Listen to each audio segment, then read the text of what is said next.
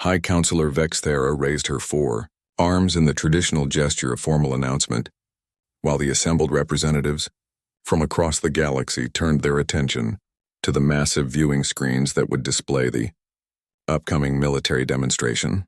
Her purple skin shimmered under the chamber's artificial lighting as she spoke in the melodious tones that her species used for important declarations, explaining that the human vessel Liberty would soon face 3 Zarathi cruisers in what most observers expected would be a brief and educational display of why emotional species rarely succeeded in galactic warfare. The betting pools among various alien delegations had reached astronomical numbers, with virtually no one placing credits on a human victory, and several species had already begun drafting proposals for how to handle the inevitable human request for mercy after their defeat. Captain Amy Foster adjusted the sensitivity on her scanning equipment while monitoring the alien communication networks, her trained ear picking up conversations in dozens of different languages as the various species discussed their predictions for the upcoming battle. The translations painted a clear picture of galactic military thinking, with most aliens viewing warfare as a mathematical exercise where superior numbers and firepower always determined the outcome. The concept of tactical creativity seemed foreign to most species, and their rigid adherence to established doctrine suggested vulnerabilities that human forces might be able to exploit if they could survive long enough to implement unconventional strategies. War Chief Sector studied the tactical display showing the position of the human ship relative to his 3-vessel formation, his experienced eyes noting that the Liberty appeared to be following standard defensive protocols that any competent military academy would teach to first-year students. The human ship had positioned itself near the edge of the asteroid field, where it could use the rocky debris for cover, but this strategy seemed predictably primitive to someone who had fought hundreds of battles against species that relied on similar tactics. His flagship Voidrender carried enough firepower to destroy the Liberty 3 times over, while his escort vessels Dawnbreaker and Starcleaver provided additional support that should make this demonstration embarrassingly one-sided. The Zarathi commander opened a communication channel to his subordinates aboard the other 2 ships, his voice carrying the confident tone of a predator preparing to dispatch helpless prey. He reminded his officers that this engagement served as both a test of human capabilities and a demonstration to the galactic community of why the Zarathi military remained the dominant force in this sector of space. The war chief ordered his ships to advance in standard wedge formation while charging their primary plasma weapons, following the same tactical doctrine that had brought victory in countless previous battles against species that challenged Zarathi authority. Lieutenant Commander Ben Parker coordinated the final system checks throughout the Liberty, while Chief Engineer Maria Santos made last-minute adjustments to the modifications she had installed in the ship's core systems. The engineering teams worked with the quiet efficiency of professionals who understood that their technical expertise would determine whether humanity earned respect or ridicule from the galactic community. Santos had pushed human technology beyond its normal limits by implementing experimental systems that most alien engineers would consider impossibly dangerous, but she knew that conventional approaches would never overcome the technological advantages their opponents possessed. Captain Jake Morrison watched the Zarathi ships begin their approach, while mentally reviewing the tactical plans that Earth Command had developed specifically for this scenario. The human military had spent months analyzing galactic warfare doctrine and identifying potential weaknesses in the rigid thinking that seemed to dominate alien combat strategies. Morrison understood that his crew faced overwhelming odds in terms of raw firepower and defensive capabilities, but he also knew that humans possessed advantages that no alien computer system could quantify or predict in its battle calculations.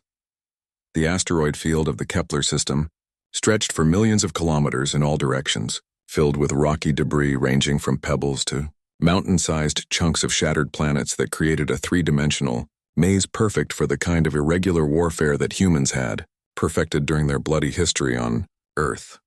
The Zarathi ships advanced confidently through the outer edge of the field, their powerful sensors easily tracking the Liberty's position, while their targeting computers calculated firing solutions for weapons that could vaporize the human vessel in seconds. War Chief Sector felt the familiar satisfaction that came from commanding superior forces against an outmatched opponent. Colonel Lisa Barnes reviewed the Intelligence reports one final time while the distance between the opposing forces continued to shrink. Her analytical mind processing the detailed information that Captain Foster had gathered about Zarathi military doctrine and technological capabilities. The alien ships followed predictable patterns that suggested their commanders relied heavily on computer assistance rather than creative thinking, and their formation spacing indicated a level of coordination that might become a liability if human forces could disrupt their communication networks. Barnes transmitted her final tactical recommendations to Morrison while preparing her own station for what promised to be the most important battle in human history. The galactic observers watched their displays with growing anticipation as the two forces moved closer to engagement range. Most aliens expecting to witness a textbook demonstration of how superior technology and disciplined tactics would overwhelm primitive opponents. The Zarathi ships maintained perfect formation, while their weapon systems charged to full power, creating an impressive display of military precision that reinforced the galactic community's confidence in established warfare doctrine. Several species began recording the engagement for use in their own military academies as an example of how emotional species typically performed against professional galactic forces. High Counselor Vexathera opened a private communication channel to Ambassador Zethkaren, her mental voice carrying undertones of sympathy for the humans who would soon face the reality of their military inadequacy. She suggested that the Council should prepare diplomatic language that would soften the inevitable rejection of humanity's membership application, perhaps offering some form of limited associate status that would allow continued contact without granting full privileges. The ambassador agreed that mercy would be appropriate after the humans learned their place in the galactic hierarchy through direct military experience. Chief Engineer Maria Santos completed the final calibrations on the experimental systems that would either give humanity a fighting chance or result in the Liberty's destruction before the battle properly began. Her modifications pushed every component beyond safe operating parameters while implementing theoretical concepts that had never been tested under actual combat conditions. Santos knew that her engineering team had accomplished something remarkable in the weeks leading up to this moment, but she also understood that innovation alone would not guarantee victory against opponents who possessed centuries of combat experience and technological superiority. The countdown reached its final seconds while Captain Morrison gave his crew the order that would begin humanity's greatest test among the stars, his steady voice carrying over the ship's communication system as he prepared to demonstrate that sometimes the most dangerous opponent is the one who refuses to follow the rules that everyone else considers sacred.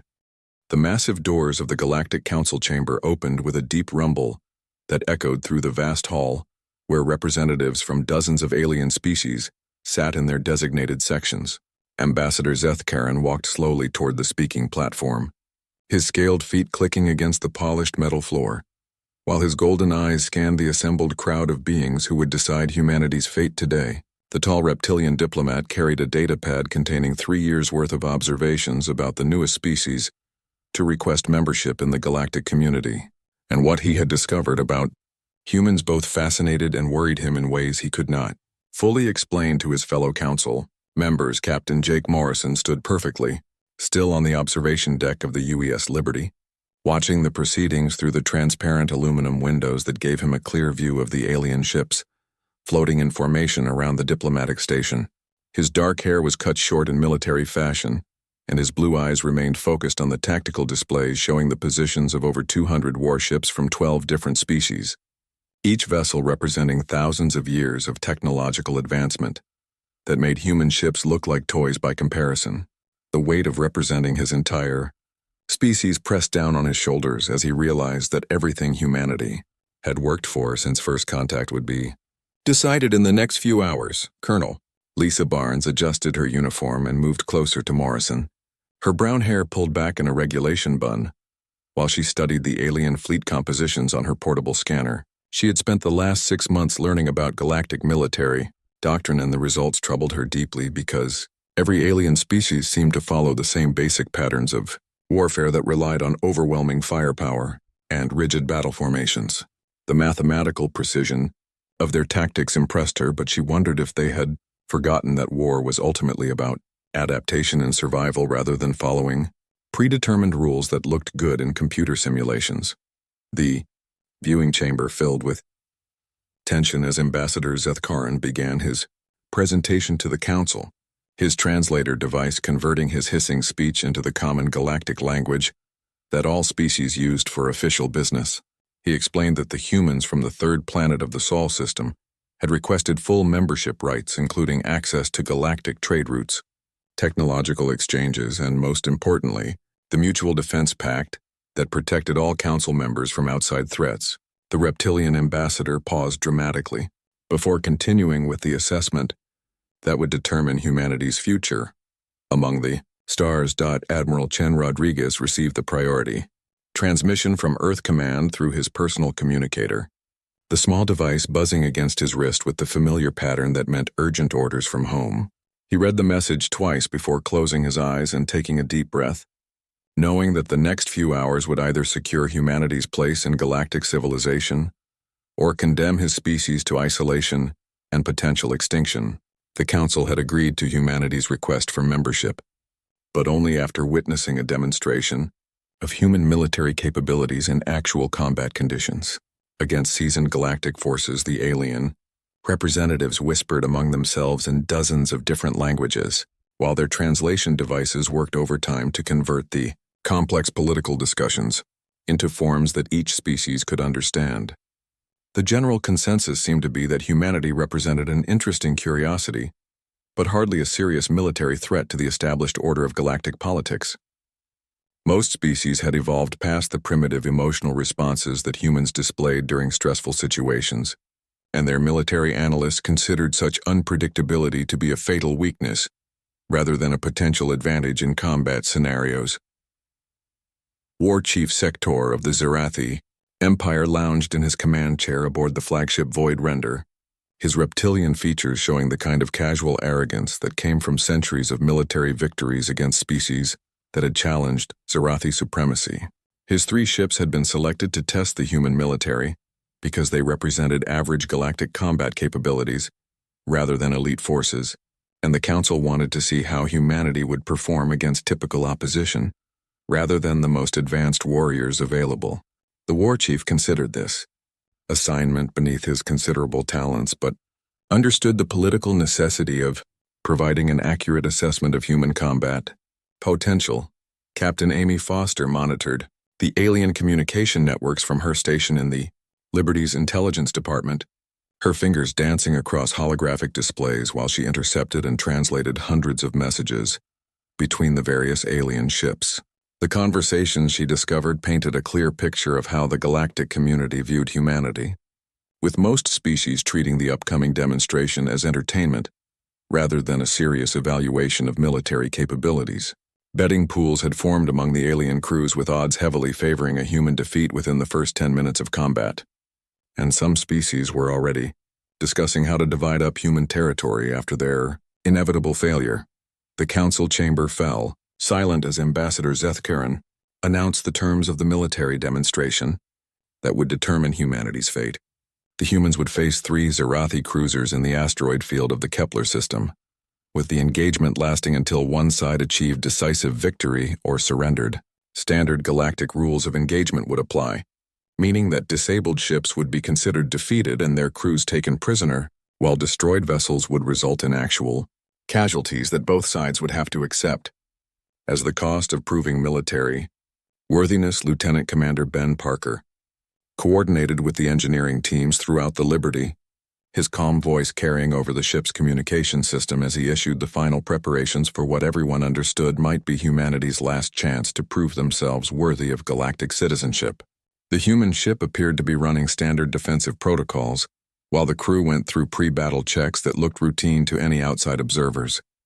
But beneath the surface, Chief Engineer Maria Santos had spent weeks implementing modifications that pushed human technology far beyond its original specifications. The countdown began with a transmission that reached every ship in the fleet simultaneously, the mechanical voice announcing in galactic standard that combat would commence in 60 seconds, while thousands of alien officers prepared to witness what they expected would be a brief and decisive demonstration of human inadequacy.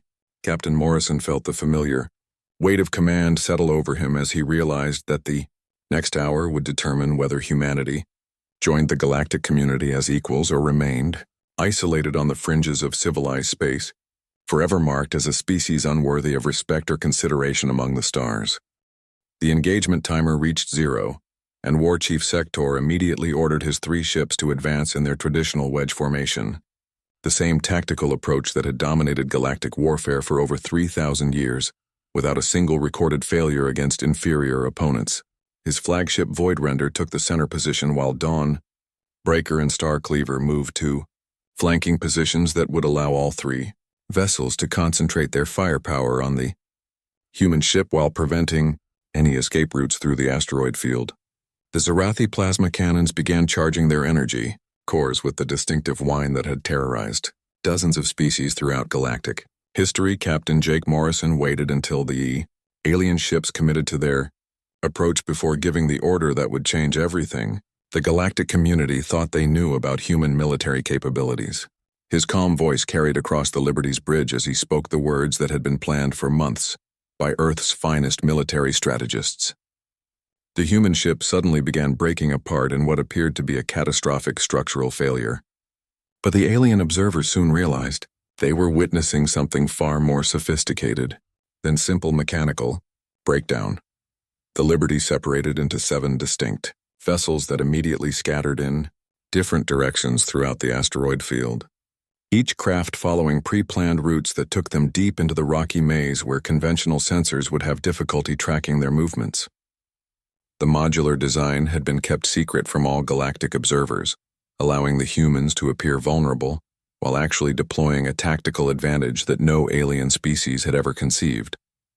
Each separated section retained independent life support, weapons systems, and command capabilities that turned one apparently weak ship into a coordinated squadron of highly maneuverable fighters. Lieutenant Commander Ben Parker took command of Hunter 1, while Major Tony Lewis piloted Hunter 2 deeper into the asteroid field, both men following navigation routes that had been programmed based on detailed sensor scans of the Kepler system's debris patterns. The human pilots used the rocky cover to mask their energy signatures, while activating electromagnetic stealth systems that made them nearly invisible to the advanced alien sensors. Captain Amy Foster coordinated communications between the scattered human vessels using tight beam transmissions that bounced off asteroid surfaces to avoid detection by Zarathi monitoring equipment.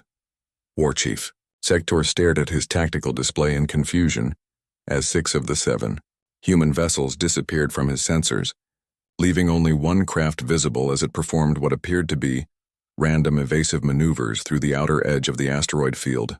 His computer systems had never encountered an opponent that deliberately fragmented its forces, and the tactical algorithms struggled to calculate appropriate responses to such unprecedented behavior.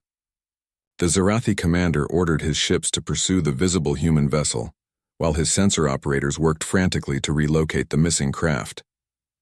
Commander Rachel Stone piloted Hunter 7 through a narrow canyon between 2 massive asteroids, her hands steady on the controls while she maneuvered her small craft into position for the first phase of the human counterattack.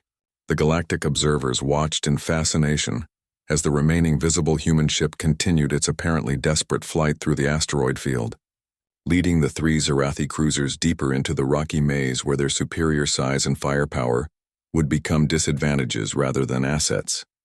Stone smiled grimly as she realized the alien commanders were taking the bait exactly as Earth Command had predicted.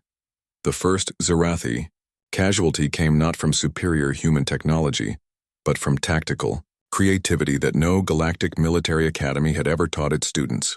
Lieutenant Sam Rogers had positioned his fighter bomber Hunter 5 against the surface of a massive asteroid, using magnetic clamps to hold his vessel in place while the Dawnbreaker approached along a predictable intercept course. When the alien cruiser passed within optimal range, Rogers detonated his entire missile payload in a concentrated barrage that struck the Zarathi ship's unarmored sensor array and communication systems. The explosion crippled Dawnbreaker's ability to coordinate with the other Zarathi vessels while simultaneously demonstrating human willingness to sacrifice individual units for tactical advantage. Rogers ejected from his damaged fighter in a specially designed survival pod that immediately began broadcasting emergency signals to his scattered teammates proving that the apparent sacrifice had been carefully planned rather than a desperate act of suicidal courage. The galactic observers watched in stunned silence as the human pilot's pod was quickly recovered by another vessel that seemed to appear from nowhere among the asteroids. War Chief Sector realized that he faced an entirely new form of warfare as his formation began to disintegrate under attacks that came from multiple directions simultaneously. The human vessels appeared and disappeared like ghosts among the rocky debris, striking at vulnerable points with precision that suggested detailed knowledge of Zarathi ship design. His tactical computers could not predict the enemy's next move because the humans seemed to operate without the rigid command structures that all civilized species considered essential for military coordination. Colonel Lisa Barnes coordinated the second phase of the human attack from her position aboard Hunter 3, her analytical mind processing the tactical data that flowed from all 7 human vessels as they continued their harassment of the confused Zarathi forces. The aliens had superior weapons and armor, but their inability to adapt quickly to unexpected situations created opportunities that trained human officers could exploit with devastating effectiveness. Barnes transmitted new targeting priorities to her scattered comrades while preparing her own vessel for the kind of close-range assault that would have been impossible with conventional galactic tactics. Captain Foster's intelligence analysis proved crucial as she transmitted real-time updates about Zarathi weaknesses that became apparent during the ongoing battle. The alien plasma weapons required predictable charging cycles that created brief windows of vulnerability, while their advanced armor had specific weak points that human weapons could penetrate if applied at the correct angles. More importantly, the Zarathi command structure relied heavily on constant communication between vessels, and disrupting those links would paralyze their ability to coordinate defensive responses. The Starcleaver attempted to break free from the asteroid field, but found its escape route blocked by Commander Janet Kim's Hunter 4, which had been waiting in ambush along the most likely withdrawal path. Kim's vessel appeared to be damaged and drifting helplessly until the Zarathi ship moved within range, at which point the human craft suddenly revealed hidden weapon systems that had been concealed throughout the engagement.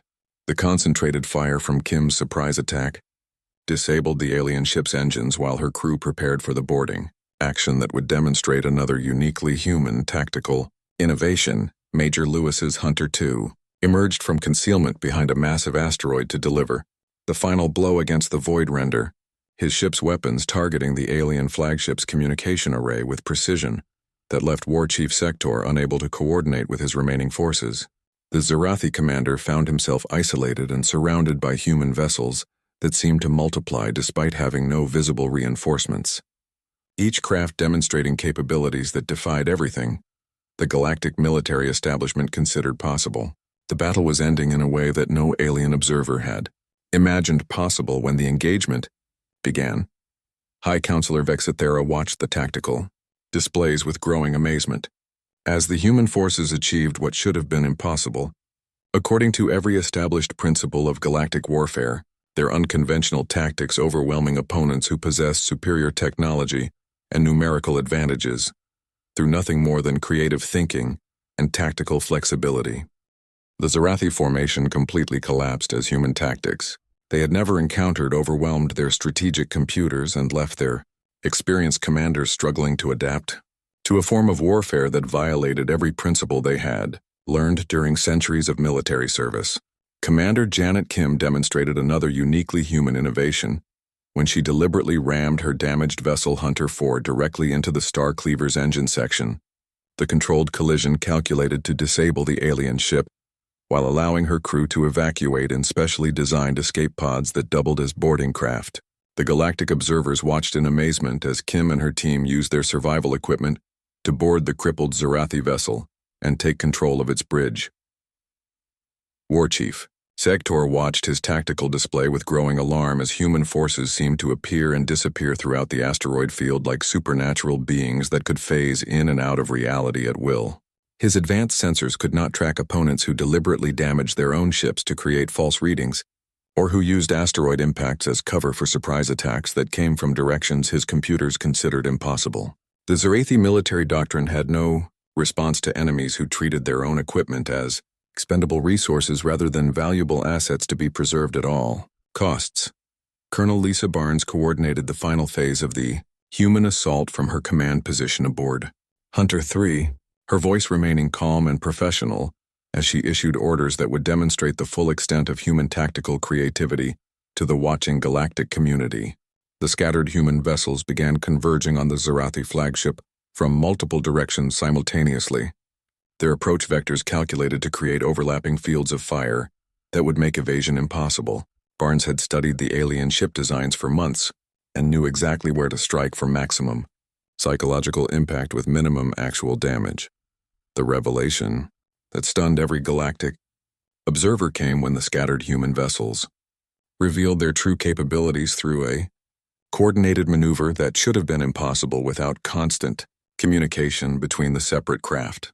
Each ship had been designed with modular systems that could separate, recombine, or be abandoned entirely depending on tactical requirements, allowing human forces to adapt their configuration in real time as battlefield conditions changed. The aliens had never encountered opponents who fought like living organisms, rather than mechanical constructs following predetermined programs. Captain Amy Foster's intelligence analysis became the key to human victory as she transmitted detailed information about Zarathi weaknesses that had been discovered during the course of the battle. The alien plasma weapons required specific charging sequences that created predictable vulnerability windows. Their quantum-bonded armor had design flaws that human weapons could exploit. And most importantly, their command structure could not function effectively when communication links were disrupted. Foster's data allowed her scattered comrades to coordinate attacks that struck at the perfect moments to achieve maximum effectiveness. Major Tony Lewis piloted Hunter 2 in what appeared to be a suicidal attack run against the Void Render, his ship broadcasting distress signals while performing evasive maneuvers that seemed increasingly desperate as Zarathi weapons fire closed in around him. The alien gunners focused their attention on what they believed was a crippled human vessel, not realizing that Lewis was deliberately drawing their fire away from his teammates who were maneuvering into optimal attack positions. His apparently damaged ship suddenly revealed additional weapon systems that had been hidden throughout the engagement, turning the tables on pursuers who thought they were chasing helpless prey. Lieutenant Sam Rogers coordinated with Commander Rachel Stone to execute a pincer movement that trapped the Dawnbreaker between two human vessels, approaching from opposite directions, their synchronized attack demonstrating the kind of tactical flexibility that no galactic military computer could predict or counter. Rogers had survived his earlier sacrifice play and rejoined the battle aboard Stone's Hunter 7, proving that human forces could recover from apparent defeats and return to combat effectiveness faster than any alien species considered possible. The Zarathi crew found themselves facing opponents who seemed to multiply despite taking casualties. Chief Engineer Maria Santos monitored the performance of her experimental modifications from her position aboard the command section, her instruments showing that human technology was operating far beyond normal parameters, while maintaining the reliability needed for extended combat operations.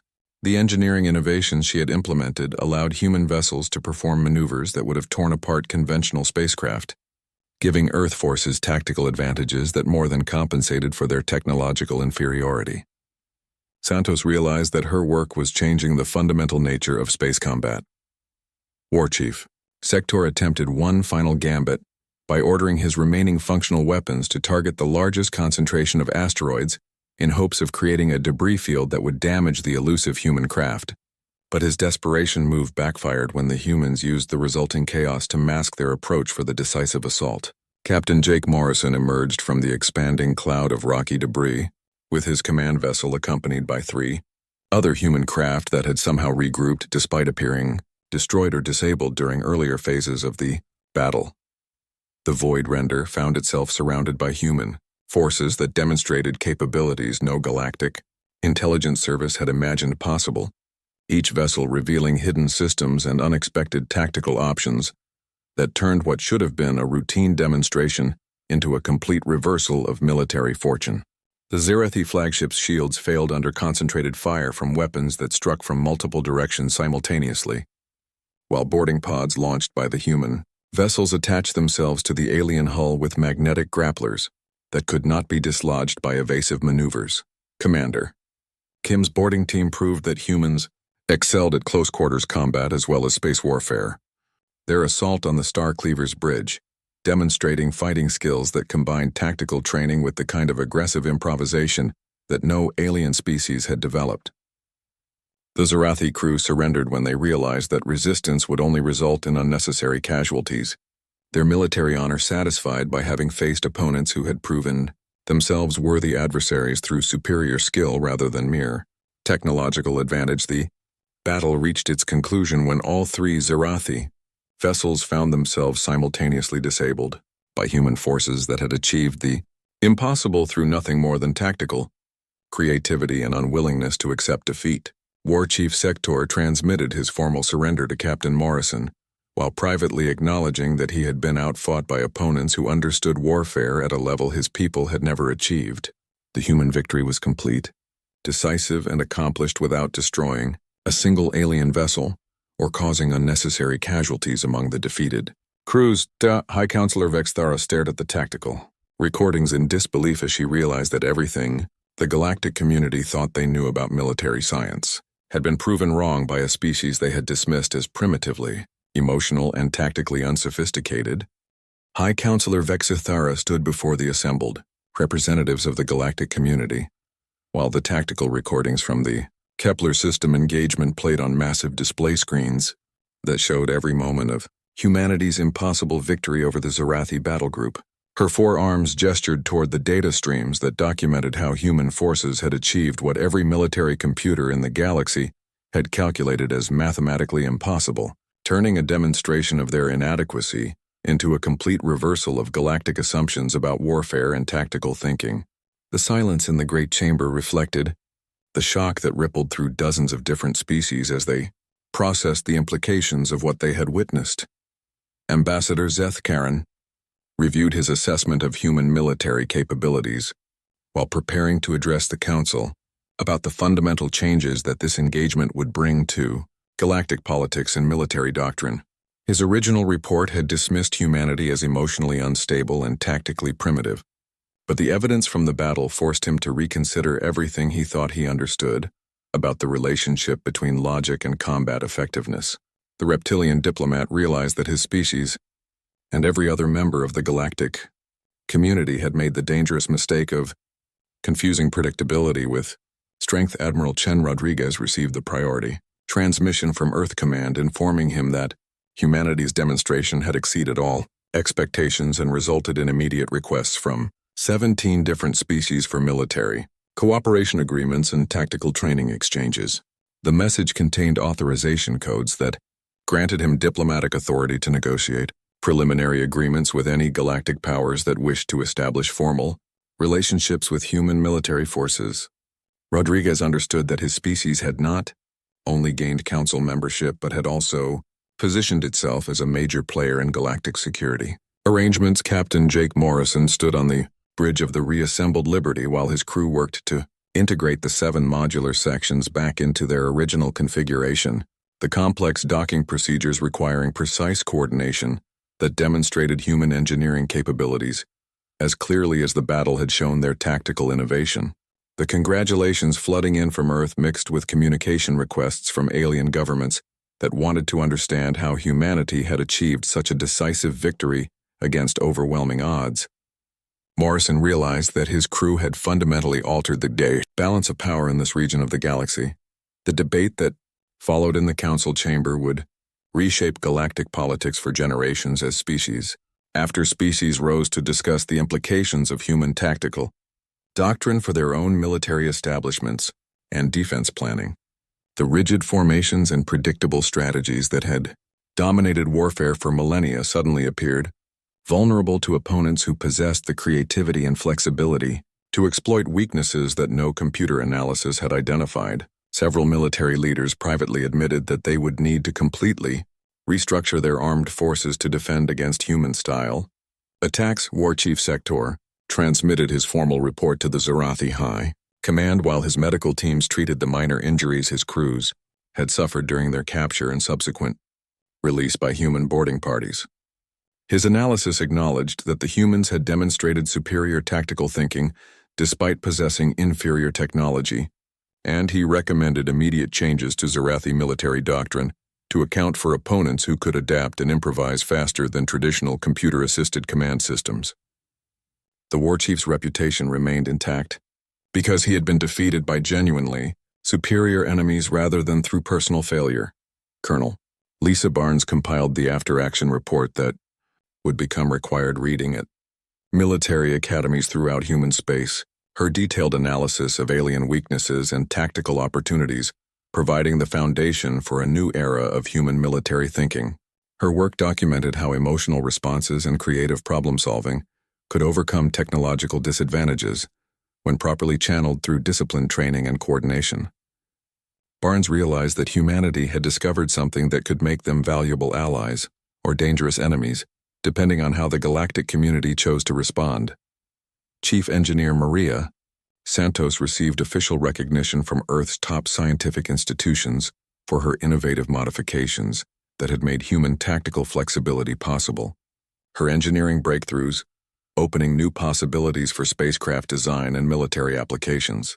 The experimental system she had developed under combat conditions would revolutionize human technology and provide the foundation for future advances that would keep Earth forces competitive with more advanced galactic civilizations. Santos understood that her work had given humanity the tools they needed to defend their independence. Captain Amy Foster found herself promoted to head of intelligence operations for human diplomatic missions. Her analysis of alien communication patterns and tactical doctrine proving invaluable for understanding how different species approached military and political challenges. The intelligence she had gathered during the battle would help humanity navigate the complex relationships between galactic powers while avoiding the mistakes that could lead to unnecessary conflicts. Foster realized that information would be as important as military strength in determining humanity's future among the stars. Commander Rachel Stone received command of her own vessel as Earth began expanding its presence in galactic affairs. Her performance during the battle demonstrating the leadership skills needed to represent humanity in the broader community of spacefaring species. The tactical innovations she had helped implement would become standard doctrine for human forces, while her experience with alien psychology made her valuable for diplomatic missions that required military expertise. Stone understood that humans would need both warriors and diplomats to succeed. In galactic politics, the final vote on human membership, passed unanimously after the Council, realized that excluding Earth would create a dangerous precedent that might encourage other species to develop similar tactical innovations outside the established galactic order. Several representatives privately acknowledged that they preferred having human military capabilities working within the Council framework rather than as independent operators who might threaten existing power structures. The membership agreement included provisions for human participation in galactic defense planning and joint military exercises. Lieutenant Commander Ben Parker coordinated the victory celebration aboard the Liberty while maintaining communication links with Earth Command and the various alien delegations that wanted to establish formal relationships with human military forces. His logistical expertise had been crucial during the battle and would become even more important as humanity expanded its presence in galactic affairs through diplomatic missions and military cooperation agreements.